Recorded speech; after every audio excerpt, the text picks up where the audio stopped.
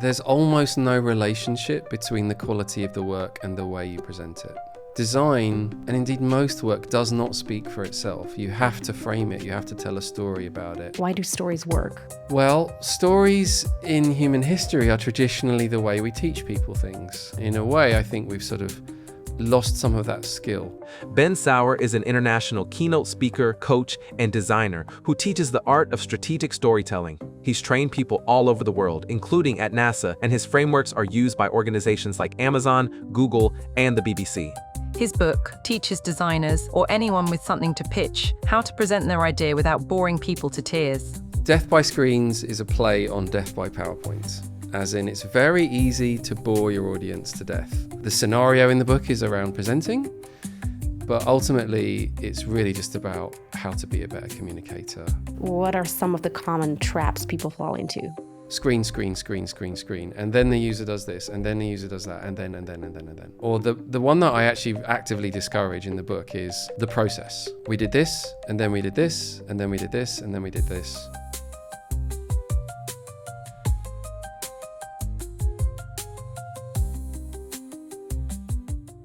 Ben, thank you so much for being here. Welcome to the episode.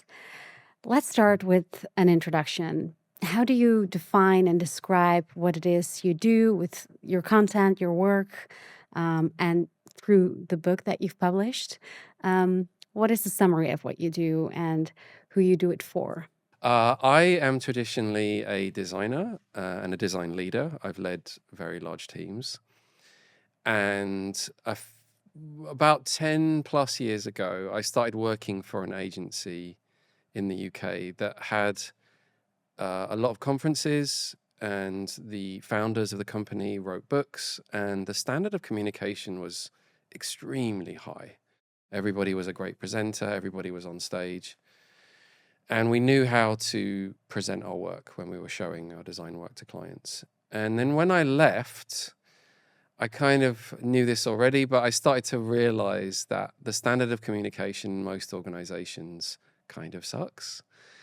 And so in a roundabout way, through a couple of other topics, I ended up writing a book about how to be a better presenter. It's called Death by Screens: How to Present High-Stakes Digital Design Work and Live to Tell the Tale. You know, think of death by PowerPoint, right? Killing people with slides. There's designers do this too. But really, the book is kind of a Trojan horse for being a better communicator in general. The scenario in the book is around presenting, but ultimately it's really just about how to be a better communicator. If you're talking to somebody, if you're writing, or if you're presenting in many different scenarios. So yeah, that's where I'm at. And now I'm sort of doing talks and teaching and training on that topic. Interesting. What made you want to write this book, and why is the book the way it is? So one of the things I realized writing this book and thinking about people who struggle with this problem and presenting their work is that it's actually quite hard to find good examples. If you are not around somebody who does this really well and does the high stakes thing, you know, and as I mentioned, that has slightly gone away from people's day-to-day work. They're not practicing it as often. And that makes it harder when it does come up. So you can't watch people do it well on YouTube. This is all happening behind the scenes in companies. So I tried to write the book from the point of view of like, I want to show you how to do this behind the scenes, as though I'm coaching you personally. And the other thing was, I wanted this to be a super practical book. The last book I tried writing was kind of conceptual, and it kind of didn't really come together. And I wanted to do the opposite here. I wanted to challenge myself and say, if somebody opened the table of contents, would they be able to start learning? Like, if you had just 5 minutes to help yourself do this, I want you to be able to get value from the book. The best feedback I ever got about this book is kind of funny, because I want to tell you the story. It's a guy named Suraj, and he read my book, and he said, it was really annoying reading your book, Ben, because every page I had to go put it into practice. And I had to stop reading the book and go and change my presentations. And I was like, I think that's the most cool feedback I could have about my book, which is that every page was something that you wanted to put into practice. And that speaks to sort of how much effort I put into making it practical and actionable. And I think that was a really great gift. Thanks, Suraj. That's indeed a great compliment about the book. Let's go a bit deeper into the book because the title is Death by Screens: How to Present High-Stakes Digital Design Work and Live to Tell the Tale. Death by Screens, what exactly does that mean? Can you explain the title a bit? Sure. I may have gone for too strong a title. I don't know. I mean, I do sell quite a lot of copies, but it's a strong brand. It was the most memorable one. So, Death by Screens is a play on Death by PowerPoint, as in it's very easy to bore your audience to death. And it's a double death because they're bored, they're tuning out, and you're dying on stage, right? Dying on stage, because you're just not very entertaining. And also, in terms of high stakes, it's also a scenario that's very scary for people doing that who've not done it very often. So how do you avoid kind of the scariness, the dying? It's meant to speak to how scary the situation is.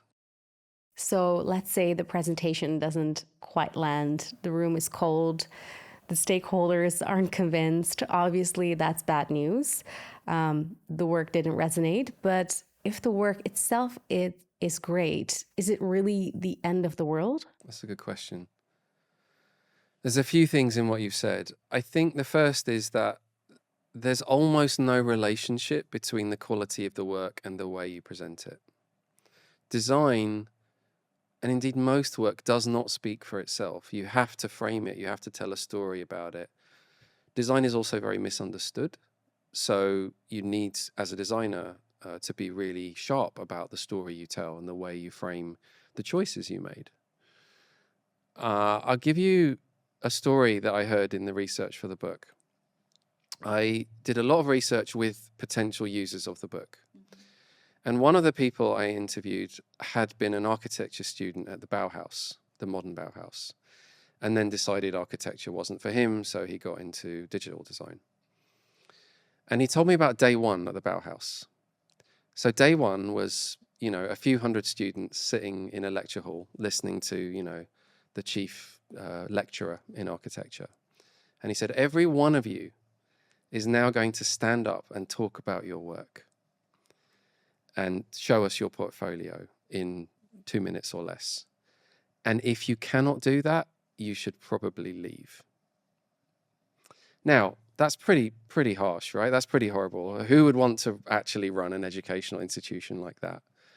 However, the thing that I really took from that story is that in architecture, they understand that communicating the work is almost more important than the work itself, because it lives or dies on the perception of other people, the client, in the case of architecture.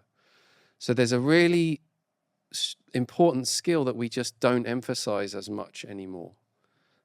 Again, I think that's because we don't do it in agency world so much. We're not as used to justifying our existence, right? That's what we do as agency people, is justify why we're here.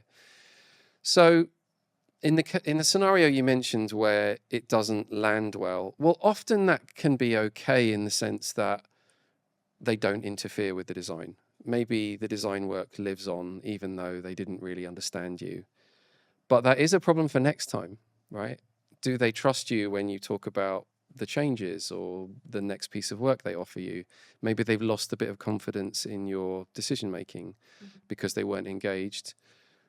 Is there another way round, was the other thing you were asking me? I think so, in the sense that I think there are a lot of scenarios where designers have to present their work formally, but I'm not sure that's really the way we should be doing it. I'd much rather it was a collaborative, more casual process, more frequent, shorter meetings with the people you're working with, less high stakes. But some organizations just work that way, which is why I wanted to help people deal with that difficult scenario.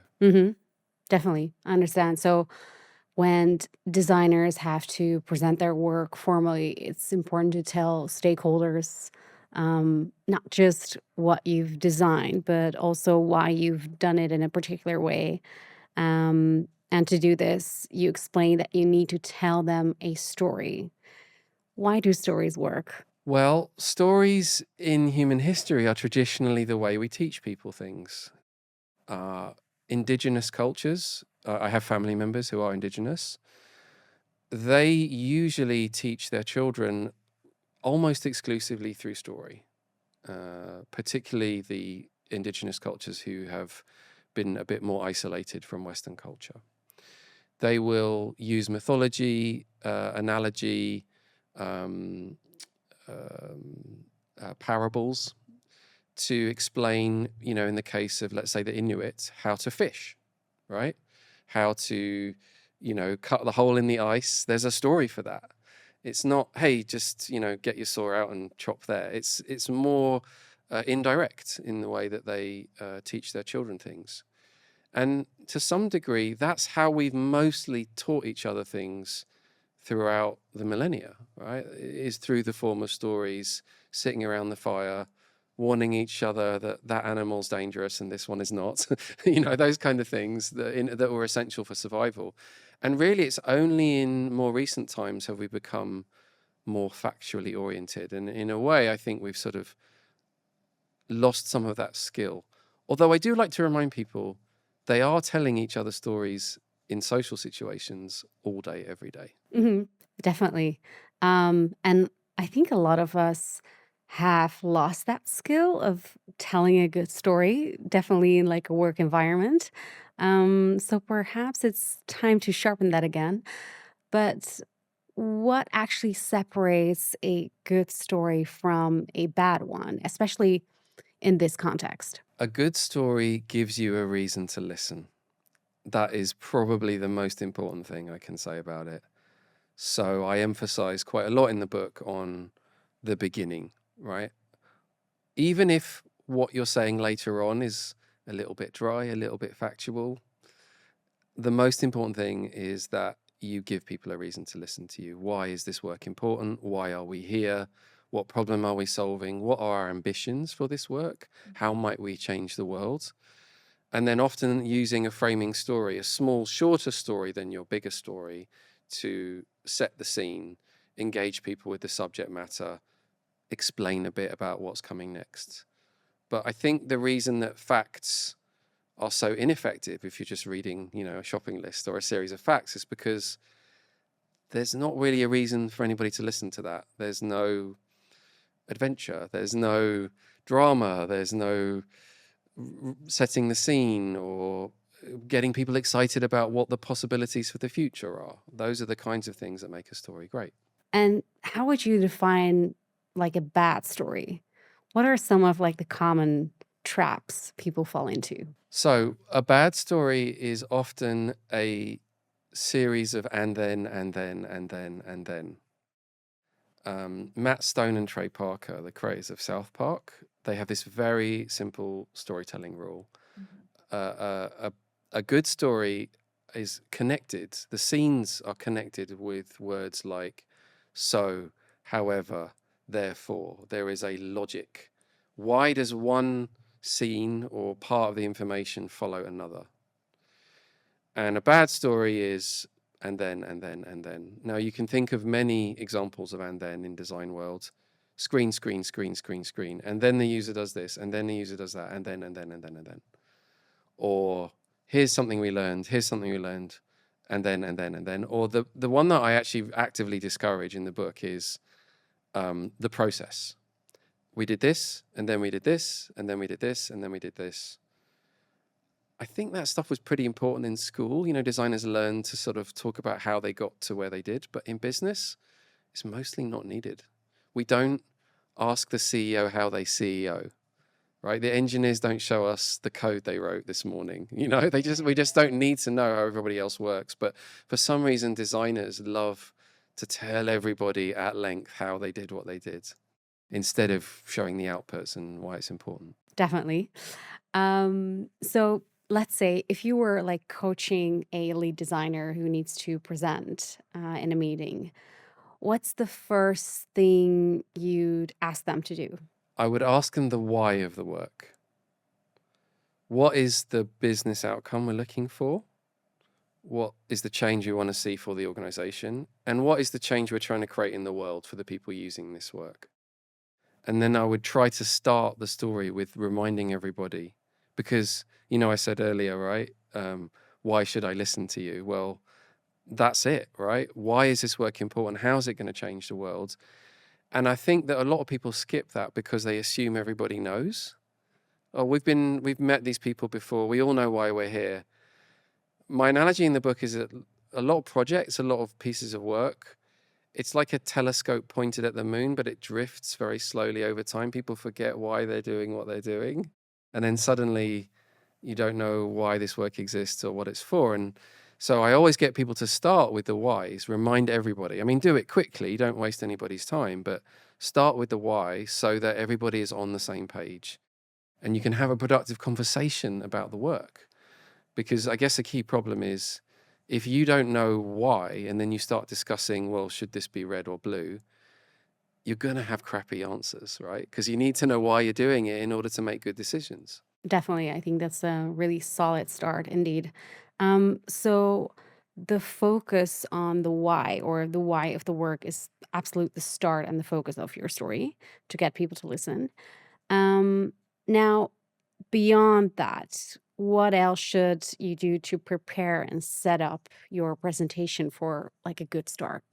So a couple of things is to work on the structure of what you're saying. One of the very first things you're doing. And to really craft that in such a way that you are mindful of people's attention. So you don't want to bore people with too many screens. So, cut all the boring ones that we don't need to discuss, login screens, stuff that's just pretty standard. Drop it. Think about the why. Think about that rationale, like why does one thing follow another? And also to think about telling the story through the lens of a user and why, each piece of the design is helping them complete a task or reach a goal. Because if you can explain why you are going to produce a certain kind of behavior from a user that meets their needs, then it's much easier to explain the rationale of the design, like the why of each screen, if you can tell a good story about why you put this item at the top and that one at the bottom. Mm-hmm. Yeah. You often emphasize not rushing straight into the work, but instead starting by laying like a strong foundation. That means giving people like a reason to care, grabbing their attention early. And you mentioned the attention grabber as one effective technique for this. Can you explain? So an attention grabber is part of the why should I listen to you? And the main function it has is the two things I'm trying to do with attention grabbers in the book are, one is give people a reason to listen, and two, if you like, to explain something about the theme or the core problem of the story. So if I was dealing with an organization where you were changing the design in such a way that they were not used to and it was uncomfortable, how could you tell them a suitable story about how to make that change more comfortable, right? So one of the examples I use in the book is the $300 million button story.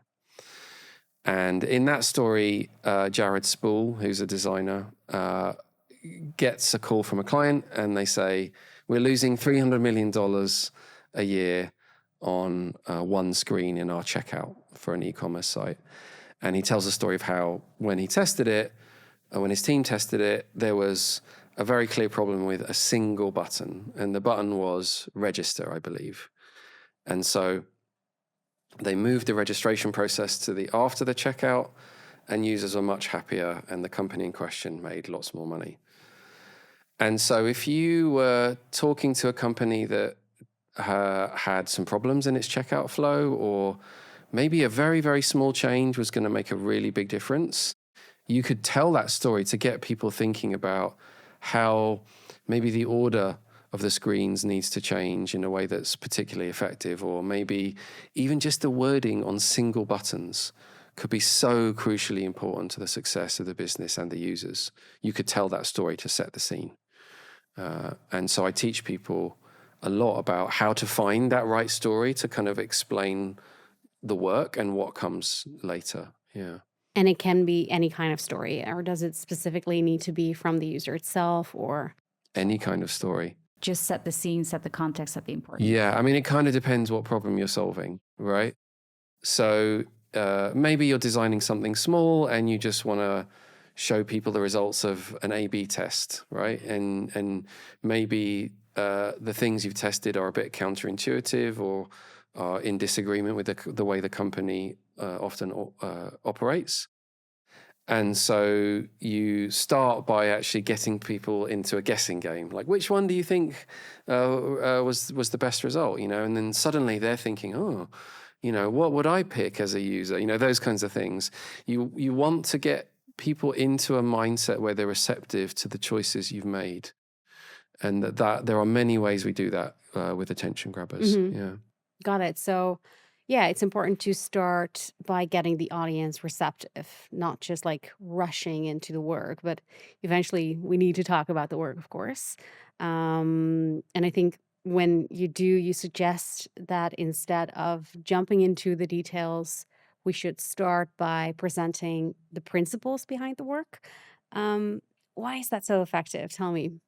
I think designers could do with presenting the principles they follow much more often, because that's what they've used to guide their decision making. A principle like, let's just pick one, fail fast. So if you just showed somebody your design work and you've been through a lot of iteration and you've done the fail fast thing, or maybe you tried like 8 different ways of solving the problem, it's hard for somebody to understand the end result without knowing what kind of mentality you approach that design work with. Sometimes the opposite is true. Maybe you want to not fail fast, right? And again, that approach might be really useful to explain to people. Because I think, here's an analogy for you. When you see a Formula One pit stop, right? They are so incredibly fast. They've got it down to like seconds. It's a beautiful piece of orchestration and coordination that this team can change the tires on a car and refuel the car in just absolutely no time at all. But what we miss is all of the work and the rehearsal that got to that point. Now, we don't want to recap the entire process because that's pretty boring, but recapping the principles and why you made decisions the way you did is sort of a way of reminding people that your decisions are not arbitrary. They don't come out of nowhere. They have consideration in the background. And I have been, you know, a sort of film buff for a long time. And I've come to realize that most of my favorite films had really, really strong principles behind them.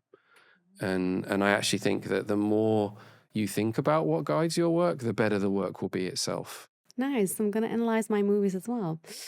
Good tip. But explaining why you made decisions the way you did is so much more important than explaining in detail how you got to certain results. But for so many designers, that's very hard. Why do you think that is? It's partly a value question, in that when you ask somebody to show their work, naturally, like in that Formula One example I mentioned, you see the pit stop happening really quickly, but you don't see all the work behind it. And I think a lot of people are desperate to show the kind of high efforts things they've done, you know, or iterations they've made to get to that work.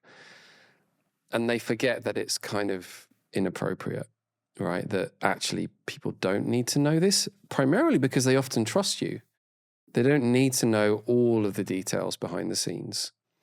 But you can summarize that effort really, really concisely if you just put that extra 10, 15% into your communication, which is why I advise people to get really good at writing one-word summary sentences, right? Headlines, if you like.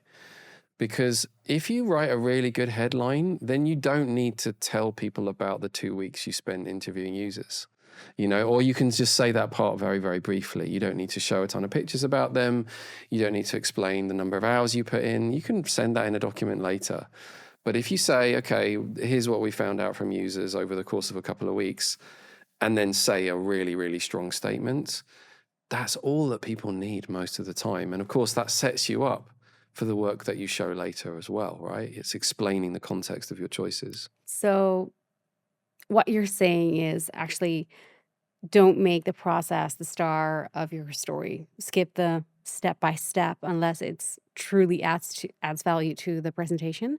And you say instead focus on the principles behind the work and the insights you've gained along the way. Yeah, they set the scene for your work. And again, just reinforcing why you made the choices that you did is so important. Then, the main way people present digital design work today is just open Figma, hit present, and just improvise something. And that's great. Figma's great for sharing design work. And it's great that it's that easy to collaborate and show people your work. But I think we've lost some almost useful friction, right? In that it's become so casual and so easy to show your work, you forget to frame it because it's all about talking through a series of screens. So when you describe it like that, it sounds pretty boring already. But would you say forgetting to frame what you are going to say and how you are going to present is the biggest mistake designers make? A really common thing is for a designer to go through an entire screen and explain every single element. And there's just no story. And it's the people that you're talking to about it just don't need that level of detail from you. They need the high level overview. And I think another thing is that we don't naturally speak in well-constructed, concise sentences, or very few people do, or very few people have practiced the art of doing that.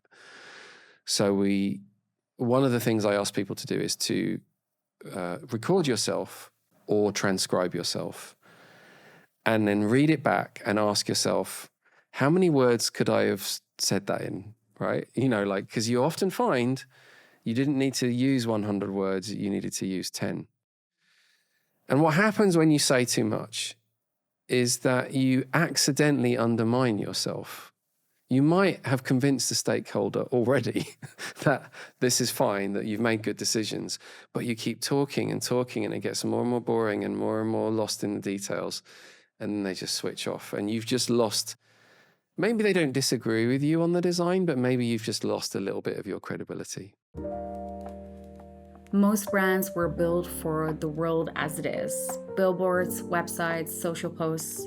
But the world changed. Today, in the AI era, your customers aren't just seeing your brand, they're talking to it. At Voice Branding, we help brands redesign themselves for the age of AI. Not a new logo, but a new way of showing up in human AI interaction. If your brand was built for yesterday, it won't survive tomorrow. Email me at phoebe@voicebranding.ai. That's PHOEBE@voicebranding.ai, and let's talk. Now let's get back to the episode. So I've read your book through and through, and one of the parts that I was interested in as well, or that caught my attention, is when it comes to framing our story and being intentional about what and how we communicate. You suggest structuring a design presentation into clear parts. And in your book, you mentioned that the scene setting phase usually takes around 20 minutes. Do you recommend splitting that time more or less evenly across subcategories like the welcome, the why, and the overall setup? Or do some parts deserve more weight than others, depending on the context, of course? No, I don't think there's a fixed amount. I want people to be able to explain their work with the introduction and the setting the scene fairly quickly. There's lots of guidance in how to do that as quickly as possible so that you can get to the stuff that people are really, truly interested in, which is the story of the work and the work itself. So I don't think there's a hard guideline to this, but I guess I gave some sort of shortcut timings for the example presentation. So 20-20-20 is a good rule. 20 minutes of setting the scene, 20 minutes of showing the work, and 20 minutes of discussion. If you've got an hour, that's kind of a good ratio. but it is highly dependent on the work and the organization, and indeed the number of people you're talking to as well. Gotcha. Yeah, that makes sense. And once you've got that structure in place, what's like the next thing we should focus on when preparing like our presentation?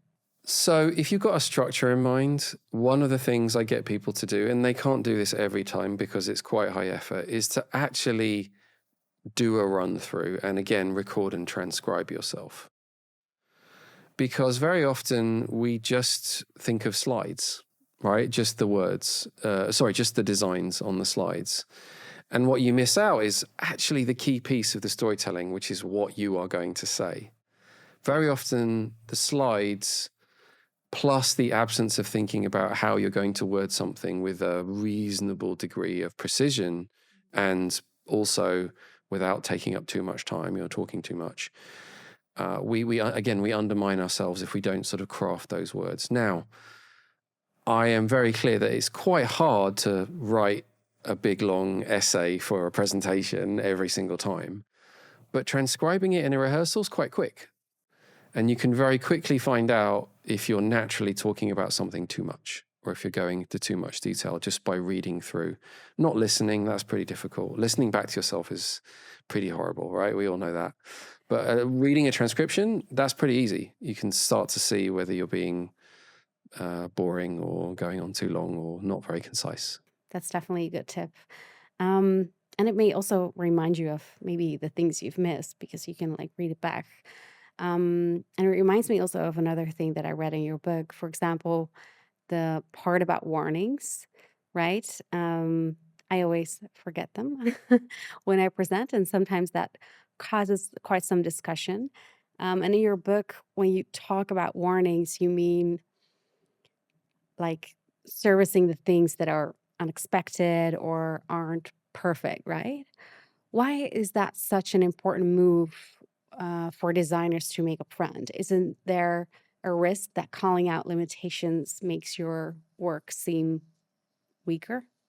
So the reason that warnings and caveats is in there as a section of the presentation, and not always necessary, it is optional, is that because design can be very easily misunderstood, it's better to get people into the right mindset if you think something is going to challenge them a bit, or indeed if they are going to challenge it. So, for example, if the work is very finished looking, but is actually not finished, that can cause people a problem because they can assume things about the work. So you need to warn them, yes, I know this looks kind of finished, but actually we want to try it 3 or 4 more different ways. So please don't get too attached to the work, all right? Or the inverse can be true. We're just showing you some like drafts, some wireframes. So don't worry, we're going to get to the nice looking design. We're just exploring the concepts right now. Or if like there's a decision that you've made in there that's particularly challenging to existing mentality or thought or the way things are done, it's better that people know that is coming so that when they first see it, it's not like a huge shock or a surprise. What? You put my favorite advertising banner at the bottom of the screen? You know what I mean? Like, you don't want them to be learning about that shocking decision in the moment. It's much better to just give them a bit of a heads up. It takes the sting out of it. And they're more likely to accept your decisions that way. That definitely makes sense. And in a way, you're starting to frame the feedback with warnings like that. And framing the feedback is also like a very crucial part of receiving useful feedback correctly. Can you explain a bit more about that?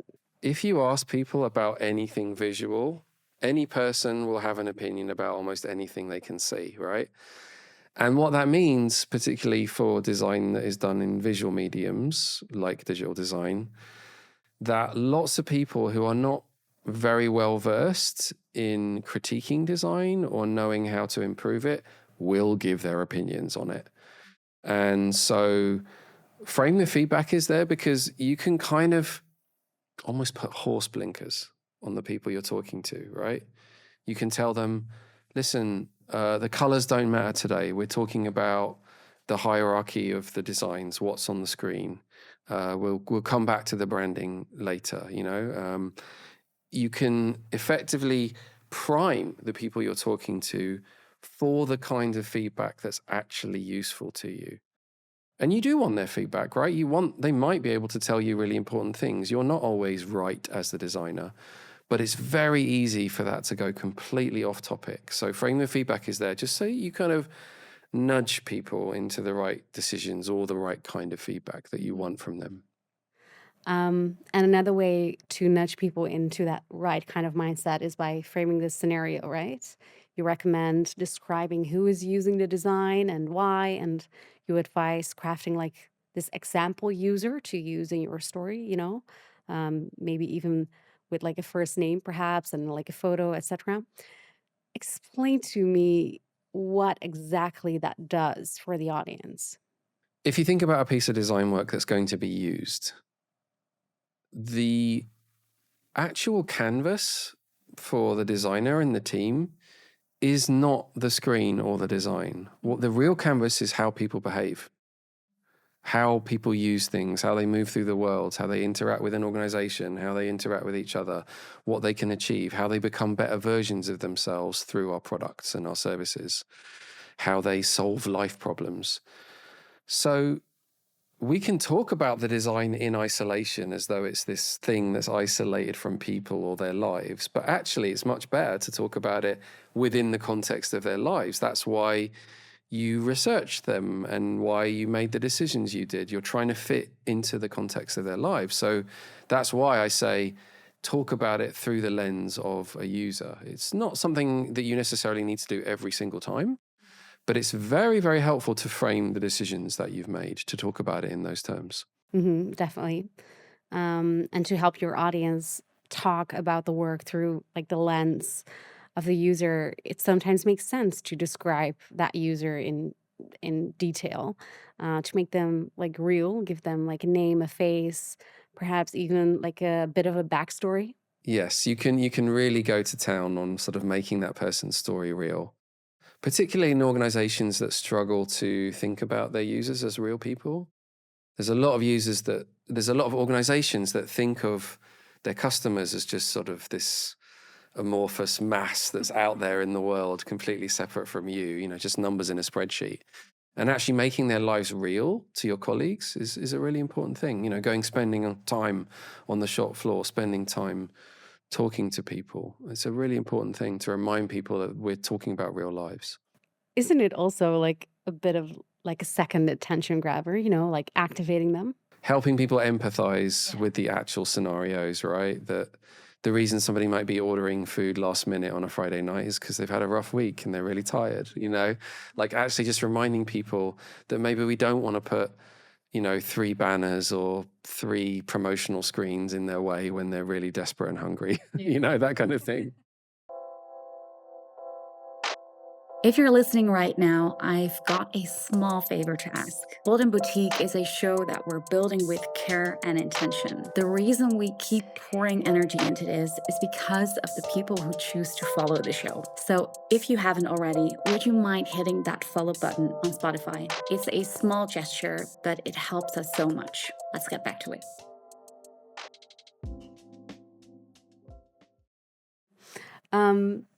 Speaking of creating like focus and like stripping away what gets in the way, in your book, you talk about identifying the highlights of your story and being mindful that the lowlights often outnumber them.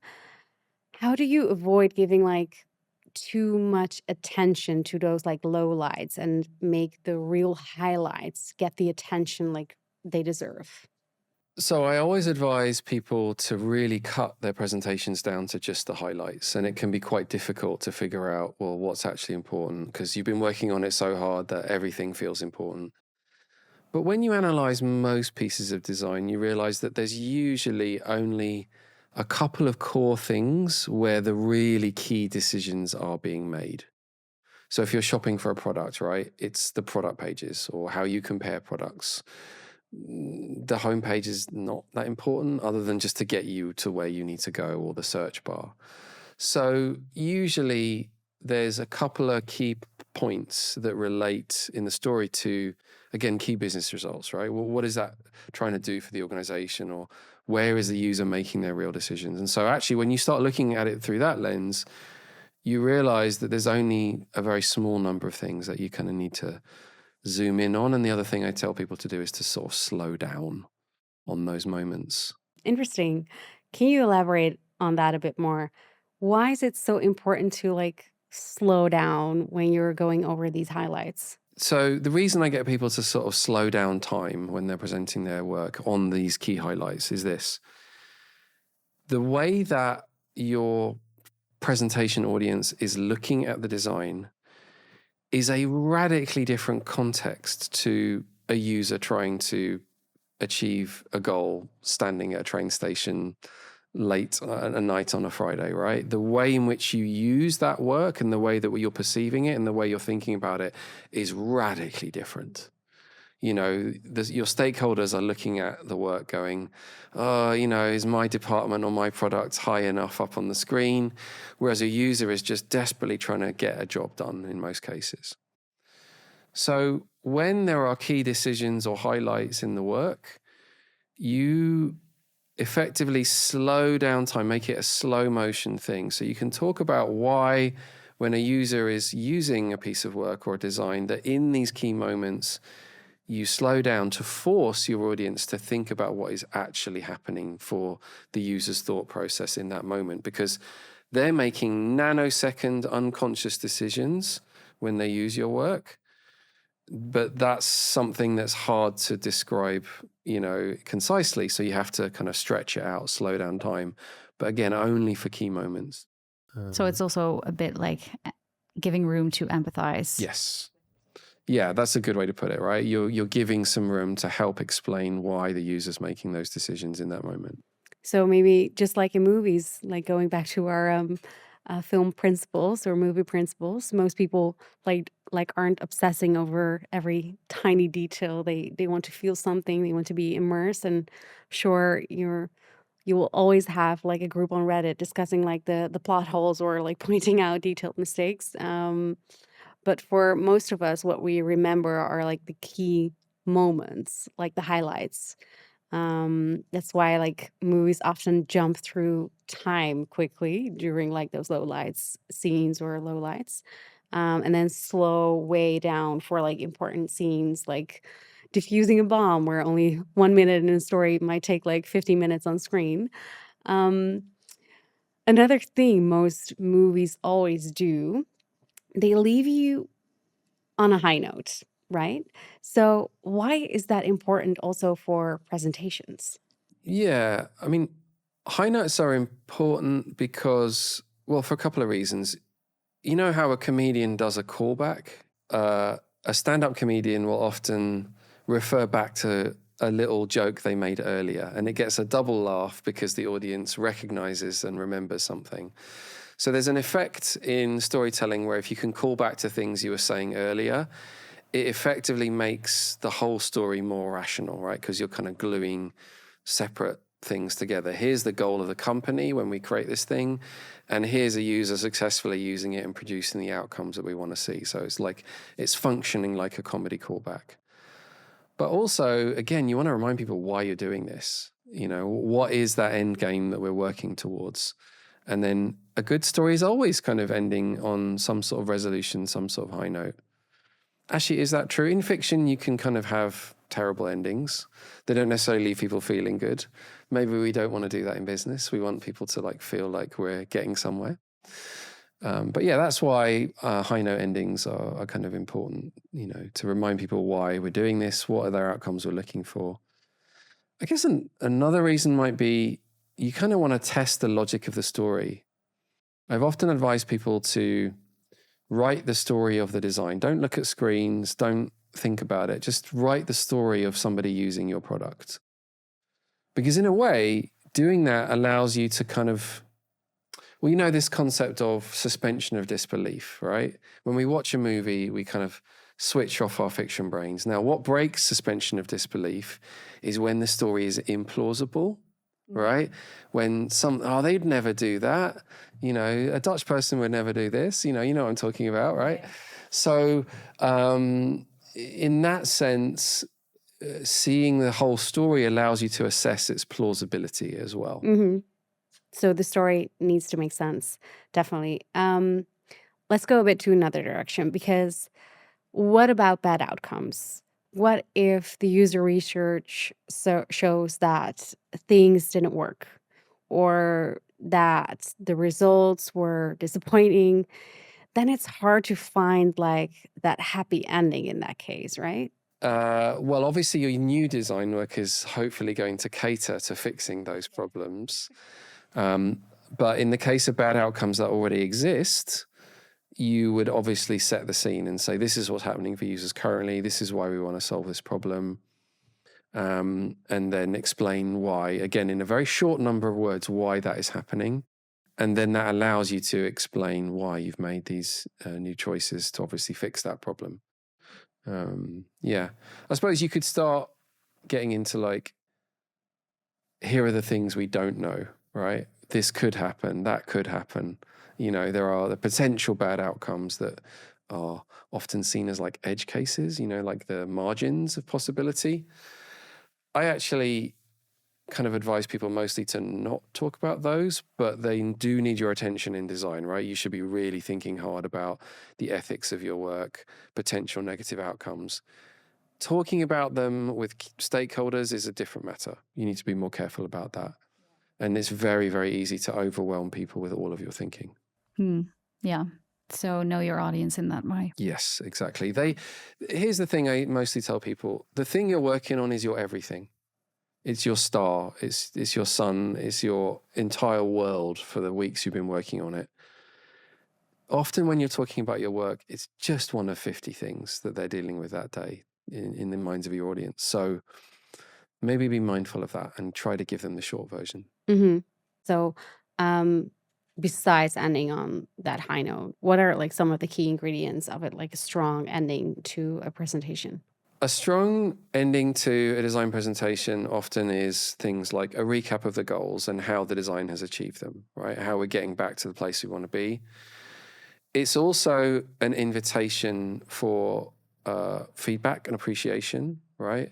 So how do we frame that feedback in such a way that we're all in alignment about where this is going, or we're getting the input from the people that we need? We're making a positive, constructive discussion happen rather than like a takedown, you know, because it can often turn into that. The joke I always make is, my wife likes blue, you know, you don't want that level of conversation, right? And then, of course, being really, really clear about what's next. I think people often forget that. Right, what is the next step? What are we doing next? When might we meet again about this? When will we have something else to show you, like a working version? So again, sort of tying everything up neatly at the end. Again, this is often lost when people just open Figma and hit present. It's kind of fuzzy. They leave the ending fuzzy. And lost in time, maybe. Yeah, exactly. I bored you for an hour. What do you think? Okay.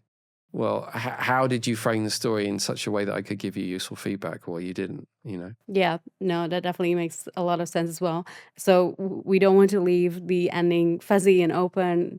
So in order to do that, we probably also need like some kind of plan to, or we need to plan the discussion afterwards, right? Right. So the discussion that happens afterwards is something that's very variable depending on the situation you're in and the size of the audience, whether you're doing it remotely or whether you're doing it, you know, in person. There's a number of things that you need to kind of plan ahead for. So if you're talking about a piece of work that's not very high stakes and you're very familiar with the people in front of you and there's a small number of them, well, maybe you can invite more open discussion. And maybe it's even okay that they talk to you while you're presenting. But the higher the stakes go, the larger the audience, the more senior the audience, you then start need to planning things very, very differently, right? You need to start thinking about, if I could ask you might say something at the beginning, like if I could ask everybody to just write down your questions as we go, and we will have a discrete Q&A section at the end. The reason you do that with a larger audience is because you'll get too many people interrupting you, right, as you go. Or also like framing the kinds of questions. We talked about framing the feedback, right? we want to effectively put like horse blinkers on the kind of questions we want. Something I do in my workshops when I'm teaching, at the end I want feedback, and I will say, write down on a post-it one thing you appreciated about the workshop and one thing you think I should improve. Again, you just kind of narrow the discussion to some really constructive ways forward and not let people just kind of fire off any thoughts they have. A trick here is when people have to write things down, it forces them to formulate a better thought instead of speaking, because that allows them to just go blah, blah, blah, blah, blah, and they can go off on a big whole thing. And you've seen this at Q&A at conferences, right? They make a point rather than actually ask a genuine question, So you want to kind of effectively frame the meeting and the discussion to avoid moments like that. That's also a really good method of like gathering feedback that is actually useful. And at some point, you also like need to round off the meeting, of course, and you can't just like leave things hanging or let the discussion run until time's up. How do you handle that, especially like when there are still like a lot of questions going on or like an ongoing debate going on? So I think being a good facilitator is almost a different skill from being a presenter. The two are connected, but being a good facilitator takes grace. It takes empathy for the people in the room. I've put some guidance in the back of the book around some strategies that I thought were really common, because the hardest thing in a way is knowing what to say in the moment. A lot of our work can be planned ahead, but when you're in a high stakes meeting or somebody fires a question at you that was unexpected, it can be really difficult to know how to respond. So I've given people, if you like, some facilitation tools at the back of the book. I call them the 6Ds. And so things that you can do that kind of either round up a discussion or move it till after the meeting. So delay, defer, documents, right? Sorry, we don't have time for that question right now, but if I could ask you to put it here, and then you send a link around, and I know I can follow up with you afterwards. So I think when people are challenged on their questions, they feel this, social obligation to answer everything. But with a bit of grace and practice and some of the frameworks, you can kind of quite easily navigate some difficult moments and make sure that people feel heard. I think that's the most important thing, right? Is that you can take the feedback, you may or may not act on it, but you want to make sure everybody feels included and heard, right? That's a really sensible way to approach it. And do that gracefully. Again, some of the tricks in the back of the book. So I think it was like chapter 9 or 10, you talk about like the 6 Ds. Can you share a bit more about that? Yeah, so the 6 Ds are things like determine. So if you get a difficult question, you can ask questions back to kind of figure out what they really, really mean, right? So you're sort of asking why without necessarily going why, because that can be quite rude. But you're trying to help that person articulate what their real question is. So that's what we call determine. Defer is where it's a useful strategy for deferring to that person's opinion. Oh, you don't like it? Tell me a bit more about that. And, you're honoring what that person's input is, even if it's really difficult, or even if it's really hard to hear, or even if it's really off topic, right? You can kind of make that person feel heard, but gently steer them back. So things like defer, determine, delay. Do you mind if I come back to you on that one? I need a bit of time to think about a good answer, all right? Or document, let's talk about that in documents. Maybe we can, all the questions we haven't had time for, we can put them here, And the last one is delegate, right? So sometimes you realize that actually somebody else in the meeting or outside the room might be better positioned. So again, this is all getting around the problem of you feel when somebody asks you a question that you have to have an answer. And my answer is no, you don't. You just need some strategies for handling those moments so that you can do useful things like delay or delegate. But take the pressure off yourself, I guess, is what I'm trying to do. I love that.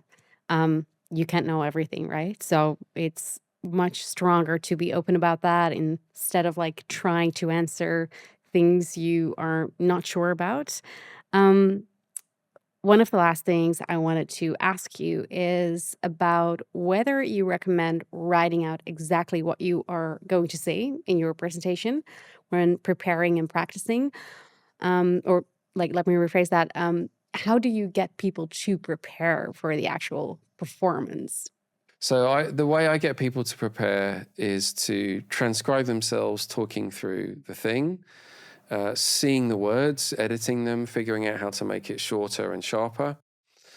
And then if you're new to presenting, I think there's a few other things you can do, right? You can go to people you trust, play them a video, play them the audio, get them to give you feedback on the things that you don't notice as a presenter. Because we don't see ourselves through the same lenses. We're biased. We don't like listening to ourselves. We don't like watching videos of ourselves. But actually, a lot of the things we're self-conscious about are just in our minds. And we can use other people to help us figure out what the real problems are. You know, the more typical problems are like, you're speaking too fast, you know, or you skipped over something important. You know, like those are the things that we need feedback from others on.